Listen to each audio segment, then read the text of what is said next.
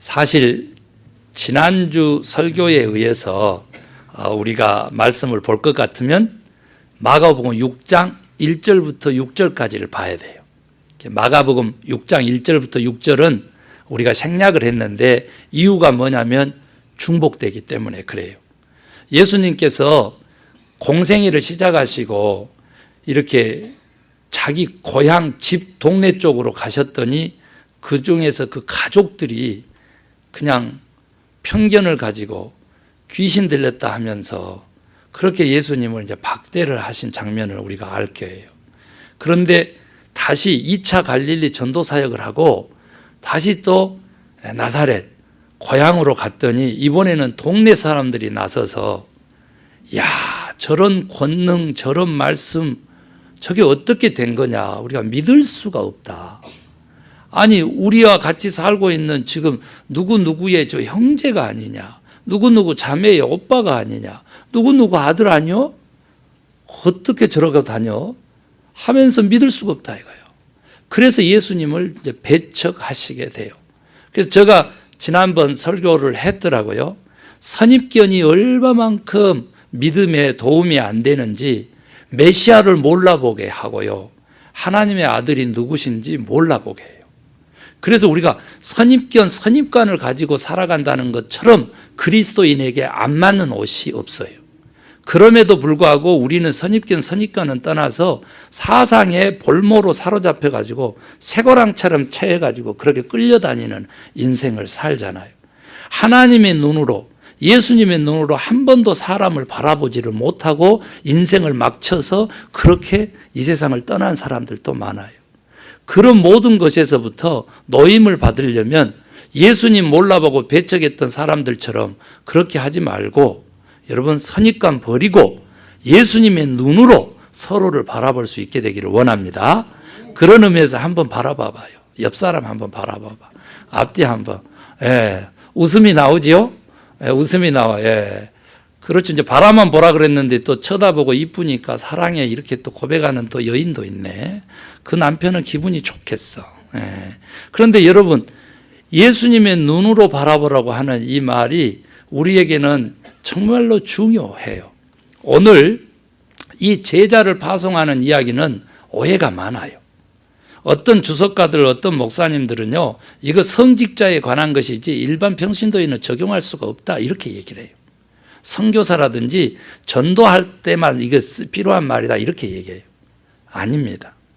제자들을요 12명을 뽑으셔가지고 그들을 3년 동안 훈련시켜가지고 지금 마지막 3차 전도 여행을 시작하시는데 이번에 패턴이 달라요. 예수님께서 혼자 주도적으로 한 게 아니고 3년 동안 훈련했던 제자들, 그러니까 부모 가족으로부터도 그 다음에 지금 고향으로부터도 그렇게 배척받으신 이후에 이제 제자들을 예수님 일 대신하라고 파송하시는 그 중요한 장면이기 때문에 이거요 목회자들만 성직자만 해당된 거 아니에요. 우리 모든 성도에게 해당됩니다. 아멘 하시기 바랍니다. 그래서 너무 중요해요. 이때부터는 이제 예수님께서 내 이제 십자가에 못 박혀 죽어도 되겠다 이래요. 여기서부터 시작이에요. 십자가의 순환과 그리고 부활 그 얘기하시는 것이 이때부터 시작이라. 그러니까 지금 오늘 이 제자의 파송이라고 하는 사건이 너무 중요해요. 왜 중요하냐면 여러분, 교회는 우리 믿는 사람들이에요. 제자가 곧 교회예요. 제가 누누이 이 얘기를 합니다. 성경에 수없이 이제 증언을 하는데 하나님의 교회 곧 구원받은 성도는 이렇게 편지를 해요. 그래서 수없이 증거되는 거예요. 교회는 성도, 교회는 제자예요. 그러면 오늘 여기 제자를 모아가지고 불렀다 그러죠. 불러 모아서 이렇게 둘씩 짝지어서 파송하는 거, 이것은 교회의 본질을 이해하는 신학적 개념에서 비저블 처치, 보이는 교회, 인비저블 처치, 보이지 않는 교회의 개념하고 같은 거예요. 다른 말로 바꾸면 모으는 교회, 주일날 예배 때 모이는 지금 이 교회에 말하는 거예요. 그런데 오늘 주일 예배 끝나잖아요. 그리고 4시에 천국잔치까지 하고 각자 집으로 돌아가서 여러분이 일상의 삶을 살 때 그거는 뭐예요? 파송된, 보냄을 받은 흩어진 교회, 인비저블 처치인 거예요. 이것이 이제 나중에는 사회와 교회를 구분지면서 하나님의 도성, 그 다음에 지상의 도성 이렇게 표현했던 그런 신학자들도 있지만 오늘 여기 제자가 불러 모아지고 다시 보냄을 받고 라고 하는 것은 모이는 교회, 흩어진 교회뿐만 아니라 보이는 교회, 보이지 않는 교회의 개념하고 같기 때문에 굉장히 중요한 부분입니다. 오해는 뭔지에 대해서 제가 지금부터 좀 설명을 하려고 합니다. 첫 번째 오해가 그렇게 성직자에 대한 얘기지 이거 일반 평신도들이 적용이 되냐? 안 된다. 그러면서 가장 크게 걸림돌로 작용하는 게 뭐냐면 지팡이하고 오늘 본문에 보니까 10만 신으라 그랬다고. 그 여기서 이제 두 벌 옷도 입지 말라 그랬는데 우리가 착각을 하기를 한 벌 더 옷을 두 벌 옷도 가지지 말라는 걸로 착각을 해요. 아니에요. 두 벌 옷도 입지 말라고 한 이유는 뭐냐면 그게 외투입니다. 외투.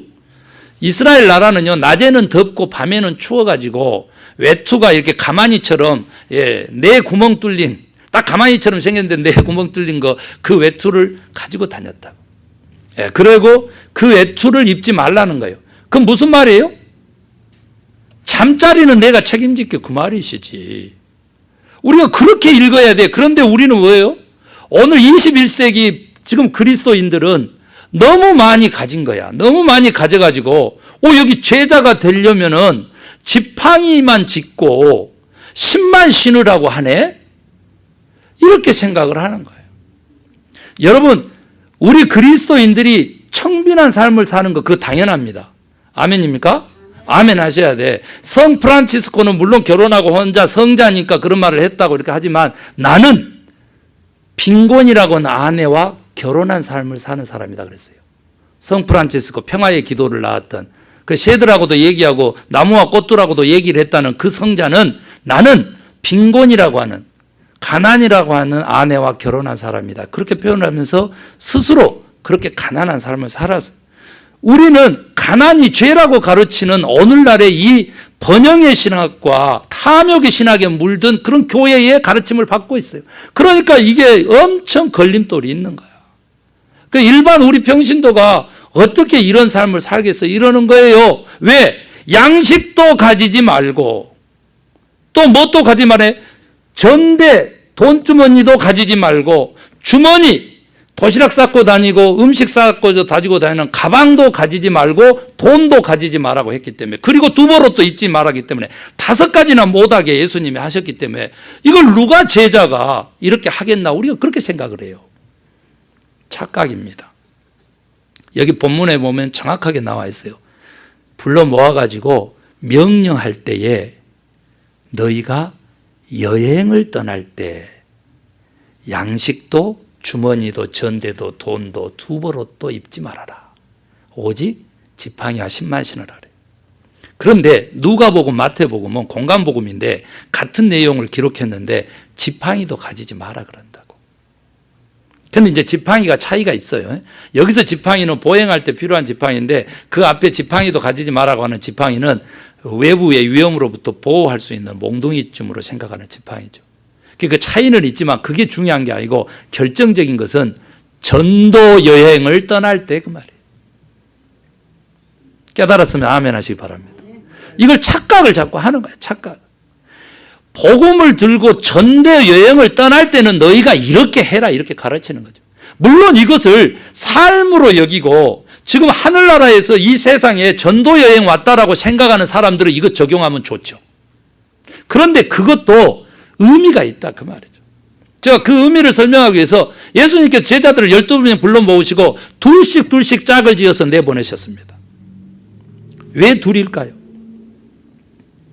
관습입니다.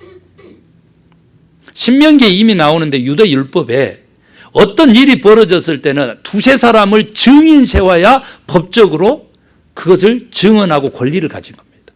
그러니까 복음을 전할 때도 증인을 세우라고 하는 것보다 맞아요. 그 해석 그 주석도 맞아요. 그러나 저는 발견했어요. 그것보다는 법적인 증인으로 두 사람이기보다는 협력하라고 두 사람이다. 아멘 하시기 바랍니다. 저하고 성도님도 협력이에요.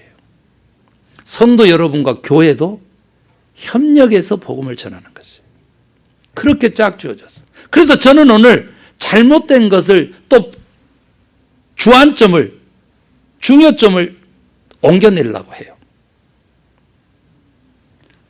전통적으로 관습적으로 증인 세우려고 두 사람이 아니라 협력하고 합력해서 선을 이루라고 두 사람이라는 거예요.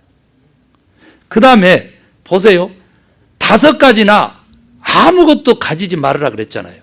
그런데 지팡이하고 신발은 허락했는데 이것은 뭐냐면 이것도 관습입니다. 예수님이 지금 가르친 것은 유대 전통인데 언제? 우리가 잘 아시다시피 출애굽할 때 6월절 지나고 모든 장자의 죽음이 끝나고 출애굽을 할 때 하나님이 명령하신 것이 지팡이하고 신발입니다. 그러니까 이것도 똑같이 출애굽과 같은 구원 사역을 위한 절박한 심정으로 오케이, 아무것도 가지지 말으라고 했냐? 맞아. 예스. 그럼에도 불구하고 그것보다는 뭐예요? 신상이라든지 물질의 문제는 관심하지 마라. 네 아니, 네 먹는 거, 자는 거 내가 다 책임진다.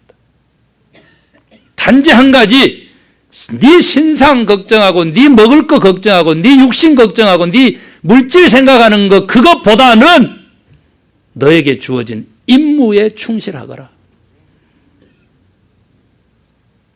내 신상이 아니라 하나님께, 예수님께로부터 받은 복음 전도라고 하는 사명이 더 중요하다, 그런 뜻이에요. 이 본문을 읽는 여러 가지 방법이 있는데요, 이건 모든 성도에게 적용되는 이런 깊은 뜻이 있는 거예요. 세 번째 이제 명령하신 것이 뭐냐면, 어느 집으로 가든지 간에 복음을 전하라고 갔는데 그곳에서 너희들을 환영해주면 그 마을 복음 사역이 다 끝날 때까지 옮기라 그래요. 옮기지 마라 그래요. 거처를 옮기지 말고 그곳이 유하라 그래요. 이것은 뭘까요? 그 사람들의 호의를 무시하면 안 돼, 그 말일까요? 그것도 예스예요. 그러나 그것보다는 뭐냐면 안락한 삶, 즉 다른 말로 바꾸면, 자, 제일 앞에 갔던 곳에서 감사합니다 하고 복음을 전했어요.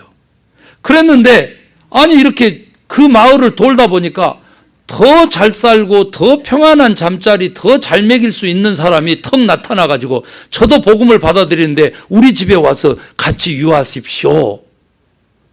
이랬을 때 아니 제자들이 아유 그러면 그럴까요? 아유 그냥 가난한 사람한테 빌붙어 있으려니까 그러니까 저 부잣집에 가서 내가 편하게 복음을 전할게요. 빠이 하고 가면 이 사람이 얼마나 상처를 받겠어.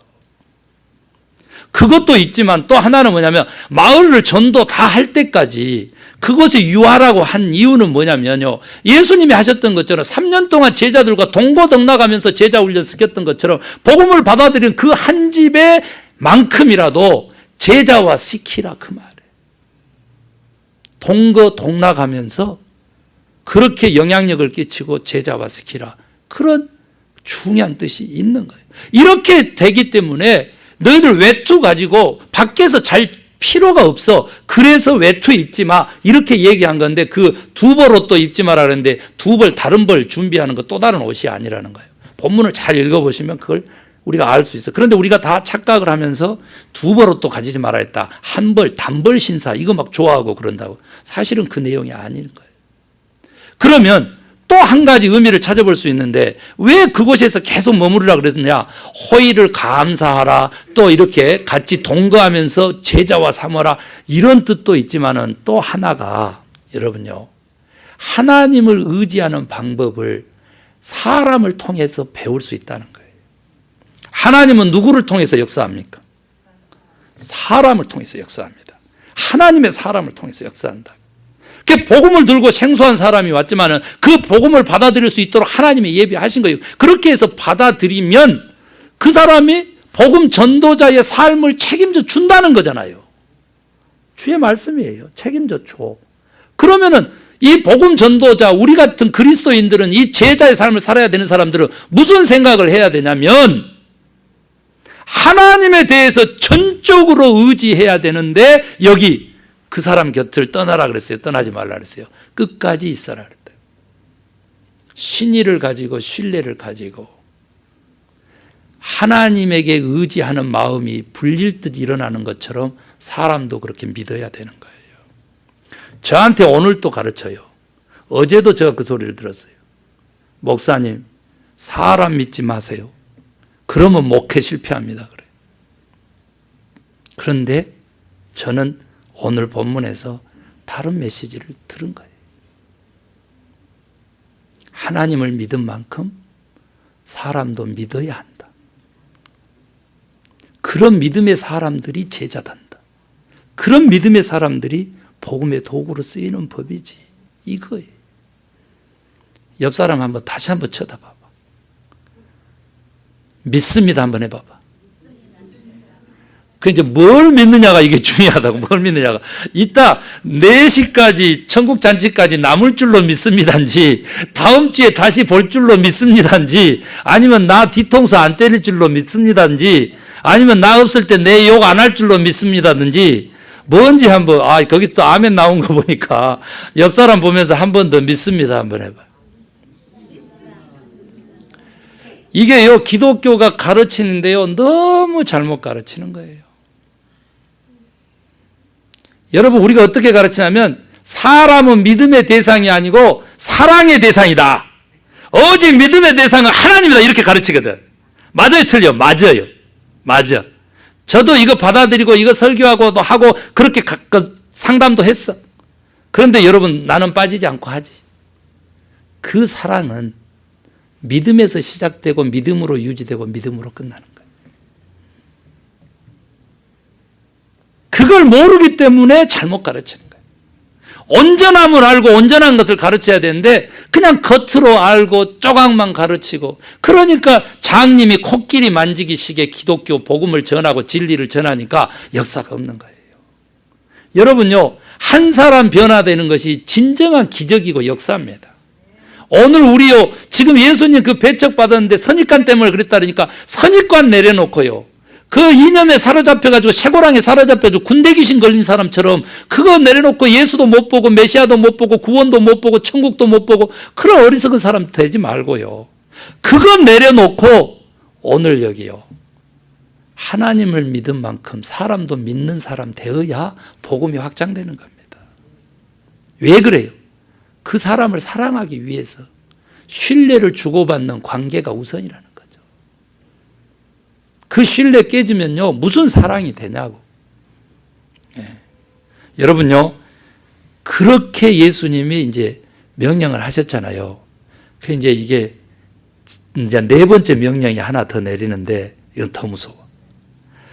환영해 준 사람한테는 가서 끝까지 있으되 너네들 말도 듣지도 않고 환영하지 않는 사람은 어떠라 그랬어요? 어쩌라 그랬냐고. 팔에 먼지를 떨어버리라. 이것도 관습입니다. 이것도 전통입니다. 유대인들은요, 이방 땅을 어디 여행을 갔다 오면은요, 신발에 먼지를 반드시 털었습니다. 왜? 더러운 땅을 밟았다고 생각한 겁니다. 이 거룩한 땅은 하나님이 계신 땅이기 때문에 먼지 털고 신발을 새롭게 하는 거예요. 관습이거든. 너네들의 말을 듣지 않는다, 즉 복음을 받아들이지 않는다, 예수 그리스도 천국을, 예수 그리스도를 구원자를, 메시아를 받아들이지 않는다, 그러면 어떻게 하라 했어요? 먼지를 털어서 증거를 삼으라 그랬어요. 그런데 이걸 다 어떻게 생각하냐 그러면, 여러분요, 우리도 그래요. 우리도 어디 전도 갔는데 만약에 막 어게인스트하고 핍박하고 그러면요, 발에 먼지 떨어버리세요, 이렇게 얘기한다. 저도 그런다니까. 저도. 그런데 여러분요, 그 먼지를 털어버리는 행위는 유대 전통적으로 가지고 있는 더러운 것을 털어내거나 저주가 아닙니다. 저주이기보다는 그 사람을 위한 메시지 전달, 경고라고 하는 겁니다. 믿지 않는 것이 죄라고 하는 것을 이미 우리에게 가르쳐 줬어요. 예수는 죄가 뭐냐 그러면 예수를 믿지 않는 것이 벌써 죄예요. 여기서 복음을 받아들이지 않는 것은 의지를 가지고 받아들이지 않는 거잖아요, 그 사람이.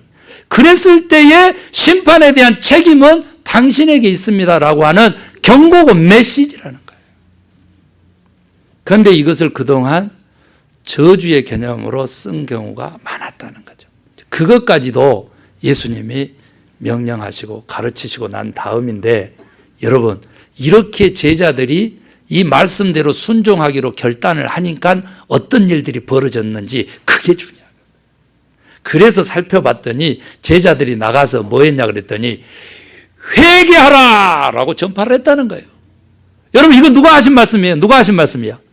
예수님이 하신 말씀. 예수님이 첫 마디 복음 전도할 때 회개하라 그랬어요. 왜? 천국이 가까웠다. 이렇게 얘기해서 하나님의 나라가 가까웠으니 회개하고 복음을 믿으라. 예수님이 그랬어요. 그리고 그 전에 누가 회개에 세례를 베풀었어요? 세례 요한이. 이 메시아의 길을 예비했던 세례 요한이 그랬어요. 그 세례 요한의 회개 선포와 그리고 이제 물론 이제 세례 요한이 이제 죽는 얘기가 곧 나와요. 이 대목이 다음으로 나오는 게 너무 중요한 의미이기 때문에 제가 지금 소개하는 거죠. 여러분요, 오늘날요, 교회에서 저 김재율 목사가 여러분 가지고 회개하세요 권사님 하면은요, 쫓겨날지도 몰라요. 쫓겨난다니까. 요즘 교회에서 목회자가 장로님 회개하세요 했다 그러면 원수돼 가지고 기어이 그 장로님이 3년 만에 쫓아내고 그래도 안 되면 40년 만에 쫓아내고 그래. 회개하라고 하는 말을요, 오해하는 사람들이 진짜 많아요. 제가 잠시 후에 공동체적 제자도라고 하는 5가지 책이 하나가 나와서 최근에 나와서 그 책 5가지 주제로만 요약을 할 때 제가 그 얘기할게요. 보세요. 제자들이 어떻게 됐냐 그랬더니 오늘 여기 2사람씩 짝지어서 협력하기로 결단했다는 거예요. 오케이? 그 다음에 지팡이하고 신발만 신고 나머지 것들을 다 하나님에게 전적으로 맡기고 복음 전하는 임무와 사명에만 충실하기로 결단했답니다. 그리고 어쨌다고? 그리고 배척하는 사람들, 복음을 받아들이지 않는 사람에게도 경고할 수 있는 권위를 가지고 그 사명을 감당했대요. 그러니까 회개하라고 예수님이나 할 수 있는 얘기를 하게 되는 제자들이 된 거예요. 그랬더니 어떤 일이 벌어지냐 그랬더니 귀신이 쫓겨납니다. 아멘 하시기 바랍니다. 이 권세는 제자들 파송하기 전에 했어요. 파송하기 전에 했어. 귀신이라고 했을 때 이게 붙잡힌 바 된 권세거든요. 매인바 된 권세라고, 자유하지 못한 영혼이라고. 이것을 다 쫓아내는 거예요. 붙잡가 되고 매인바 되고 올가맨 것들, 억압하는 것들을 다 해방시켜 주는 거예요. 귀신이 쫓겨났어. 그런가 하면 병이 치유됐는데 제자들은 어땠냐라면 종유식을 했다 그랬어요. 기름을 부었어. 제가 이 장면이 또 전에 나왔기 때문에 제가 설명한 적이 있습니다만은 감람유, 올리브유를 주로 많이 썼는데 그때 사막 기후이기 때문에요. 낮에는 엄청 건조하고 밤에는 또 차갑고 막 이래가지고 피부병이 굉장히 유행했다고 합니다. 그 피부병 중에서요, 부스럼 같은 경우는 말 그대로 문둥병하고 착각할 정도로 그렇게 심했다고 해요. 그런데 거기에 좋은 것이 요 기름을 바르는 거예요. 실제 기름을 바르면서 제자들이 그렇게 치유를 했다고 합니다. 이것은 기름의 효능이 있느냐, 예수 그리스도의 이름의 그 권능이, 예수 그리스도가 제자를 보내서 회개를 하고 귀신을 쫓아내고 병을 치유하도록 하는 이 예수님의 파송하는 권위가 더 영향력이 있느냐. 당연히 예수 이름, 예수님의 권능이 치유케 하시는 겁니다. 아멘입니까? 그런데 제자들은 자기 공으로 돌리지 않기 위해서 또 치유받는 사람들이 이 사람이 메시아인가? 제자를 착각하지 않게 하기 위해서 그런 도구를 쓴 것이에요. 거기서 보면 얼마나 또 제자들도 겸손한 사역을 했는지 몰라. 그래서 천국 복음이 확장되어 가기 시작하니까 예수님께서 이제 하늘나라로 십자가에 못 박혀서 죄값 치르고 돌아가도 좋겠다, 이 말씀을 하시는 놀라운 사건이 오늘 본문의 사건이에요.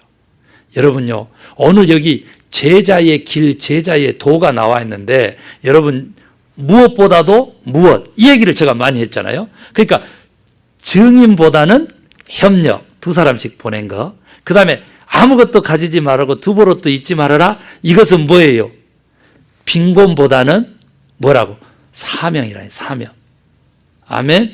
이 지금 의미를 전이를 시켜야 돼요. 그 다음에 한 집에 가면 오래 있으라고 그렇게 하는 것은 뭐 호의에 감사하는 마음을 가져라, 이런 것도 예스지만 그것보다는 뭐라고? 사람을 믿는 거. 아멘입니까? 하나님을 전적으로 의지하기 위해서 하나님의 사람들을 믿어야 된다는 거. 이걸 알고 그 모든 내용들을 한번 살펴보니까 이게 바로 공동체적 제자도를 향해져 있더라고요. 그래서 공동체적 제자도라고 하는 이런 책인데, 최근에 나온 책인데, 거기서 얘기하는 거, 제가 교회하고 개인하고 있는데, 교회 제자도는 나중에 소개하도록 하고, 오늘 저는 우리 성도 개개인이 교회니까 그 개개인을 향한 말씀을 5가지만 전하고 말씀을 마칠게요. 공동체적 제자도입니다. 이분은 얘기하기를 우리 각자의 내면의 삶이 공동체적 제자도를 위해서 가장 중요하다 그랬습니다. 겉으로는 교회에 와서 앉아 있어. 주일마다 주일 성수를 해. 그런 종교적 행위는 있는데 내면의 삶이 어쩌냐 그 말이에요. 너무 감사했습니다. 그래서 저도 오늘 우리 성도님들 각자의 내면의 삶을 변화시키는 제자의 5가지 도를 소개를 하려고 합니다. 첫 번째가 뭐냐 그랬더니 회개와 회심이었습니다. 우리가 회개라고 하면 죄진 거 있어야지 내가 회개를 하지. 내가 뭔 죄를 지었어? 이렇게 할 수 있으나 여러분, 사명에 입각한 먹고 사는 문제가 아니라 네 인생의 사명이다, 네 임무다 라고 얘기하는 것을 비춰서 봐서 회개한 적이 있냐 그 말이에요. 그런가 하면 내가 이만큼 잘났으면 내가 이런 얘기 해도 되지. 저 사람이 저만큼 잘못했으면 욕 얻어 먹어도 싸지. 이러면서 했던 이야기들은 어쩌냐 그 말이죠. 제가 지난주 셀 모임 성경 공부 때 얘기했잖아요. 여러분, 정신의 위치는 우리 신체에서 어디일까요? 하니까요, 여기다 그랬잖아요. 뇌가 아닐까요? 그러면 마음의 위치는 우리 신체에서 어디일까요? 그랬더니 심장이 아닐까요? 그러면 영혼의 자리는 우리 신체에서 어디일까요? 이렇게 물었잖아요. 어디라고 그랬어요? 입이라고 그랬습니다. 제가 텅이라고 그랬어요. 혀라고 그랬다. 말에 온전한 자가 온전한 자라. 회개한 적 있냐고. 말 한마디로 사람을 죽이고 살리고 하고, 말 한마디로 관계를 깨고 살리고 하는 거예요. 우리 관계성 속에 하나님의 나라가 있다는데 그런 것들에 대해서 회개해 본 적이 있냐고 말이죠.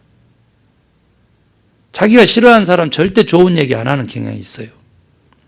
여러분요, 그러면 그것도 못합니까? 그래, 예, 분별은 하나 판단은 안 해야 돼요. 제가 얘기했잖아요. 지난주에 한 얘기예요. 구별은 하나, 분리는 아니어야 돼. 이러한 개념들과 이러한 가치가 우리 내면의 삶에 너무 중요해요. 그래서 따라하십시다. 언제나 회개하는 사람입니다. 크리스찬은 언제나 회개하는 사람이에요. 그래야 부활신앙이야. 왜? 언제나 새 출발할 수 있는 신앙이 부활신앙이기 때문에. 그러면 언제나 거듭나고 언제나 새 인생을 살 수 있는 거예요. 아멘 하시기 바랍니다. 회개와 회심. 두 번째가 뭐냐 그랬더니 회개하고 믿음은 같이 간다 그러네. 그러면서 믿음과 진리라고 그랬습니다. 믿음과 말씀인 것입니다. 말씀 얼마나 소중하게 여기고 말씀 얼마나 가까이 하십니까? 그걸로 믿음이 증명된다면 여러분 하나님의 말씀 한번 펴놓고 단 1분이라도 한 구절이라도 우리가 읽고 묵상해 본 적은 있습니까? 내면의 삶을 위해서. 그런데 그 내면의 삶을 위해서 믿음을 신앙의 체계적인 교리로 가져가라고 얘기한 거에 대해서 내가 깜짝 놀랐어. 우리 교회는요, 신학이 있는 신앙인을 만들고 싶은 저는 꿈을 가지고 신학교를 하고 있는 목사입니다. 여러분의 믿음의 신앙의 체계를 한번 종합적으로 좀 배워가지고 말씀 공부해가지고 세워놓으셨냐 그 말이에요. 우리 권사님들, 장로님들 다 삶의 선교사 되기 위해서 곧 선교사 학교 여니까 오셔서 꼭 체계적으로 배우시길 바랍니다. 저 얘기가 아니고 공동체적 제자도를 쓴 분의 이야기입니다. 그 다음에 세 번째가 내면의 삶에 중요한 게 뭐냐 그랬더니 겸손과 순결이라고 그러더라고요. 낮아진 겸손과 깨끗한 마음, 순결이라고 합니다. 그런데 저는 더 깜짝 놀란 게 이 순결 속에는 뭐가 포함되냐 그랬더니 용서가 포함되는 겁니다. 미움 않고 용서 없이 순결하다 할 수가 없는 거예요. 우리가 그릇을 봐도 깨끗한 그릇은 아니 비어있는 그릇을 깨끗하다 그러지 뭐가 담겨있으면 그 그릇에 이름 붙이는 거예요. 여러분들의 마음속에 영혼 속에 미움이 담겨있잖아요. 증오가 담겨있잖아요. 그러면 그 증오의 그릇이고 미움의 그릇이야. 그런데 형제를 미워하는 것은 뭐 한다 그랬어요? 살인하는 거라 그랬죠. 살인하는 거. 저 그것까지만 하고 겸손과 순결. 그 다음에 네 번째가 뭐냐 그랬더니요. 존경과 순종이라 그러더라고요. 저는 이것을요. 하나님에 대한 존경, 하나님에 대한 순종인 줄 알고 열심히 읽었다. 그랬더니 이분이 소개를 하는데 세상에 우리가 서로 존경하고 서로 순종하래. 아멘 하시기 바랍니다. 옆 사람 보면서 존경합니다. 순종합니다. 이런 고차원적인 그런 말씀 앞에서 그 안 한 사람이 있네. 어서 하세요, 어서. 다시 한번 옆 사람 보면서 존경합니다. 순종합니다. 네. 그 다음에 마지막 다섯 번째는 너무 감사하고 내가 감동했는데 인테그리티, 성실과 헌신이라고 그랬습니다. 여러분 얼마만큼 열심히 사세요? 얼마만큼 부지런히 사시냐고. 물론 드라마 보는데 부지런하실 수 있죠. 유튜브 보는데도 부지런할 수도 있어. 또 내가 믿는 그 이념에 성실할 수도 있죠. 그러나 여러분 복음에 얼마나 성실했냐 이거예요. 복음에 하나님의 뜻에 얼마나 성실했냐 이거예요. 헌신 부분에요 선교와 사랑이 담겨 있더라고. 너무 감동했습니다. 복음을 전하는 것은요 헌신 아니면 안 된답니다. 우리 4시에 천국잔치 왜 합니까? 복음 전하기 위한 도구죠. 예배 끝나고 식사 끝나고 여러분 4시까지 주변 분들한테 전화 돌려서 초청해서 천국잔치 오라고 해보세요. 그렇게 발걸음하면 다시 오고 싶어하는 그런 교회 될 수 있도록 친절로 무장해가지고 오늘 천국잔치 하면 큰 역사가 일어날 줄로 믿습니다. 예. 그리고 뭐 하라고 그랬다고? 사랑하라고. 그것이 헌신이라고. 사랑 역시 헌신 없이 안 된다고 그럽니다. 그래서 다시 한번 얘기하겠습니다. 공동체적 제자도는 회개와 내면의 삶인데 회개와 회심, 믿음과 진리, 겸손과 순결, 존경과 순종, 성실과 헌신이란다. 아멘입니까? 이 제자도 가지고 여러분 하늘나라를 세우는 일꾼들 되시기를 주의 이름으로 축원합니다. 천국 백성 되시기를 주의 이름으로 축원합니다. 아멘. 우리 피아노 반주에 맞춰서 기도하면서 오늘 들은 말씀을 나에게 주신 말씀 레마의 말씀으로 바꾸는 기도의 시간 갖겠습니다.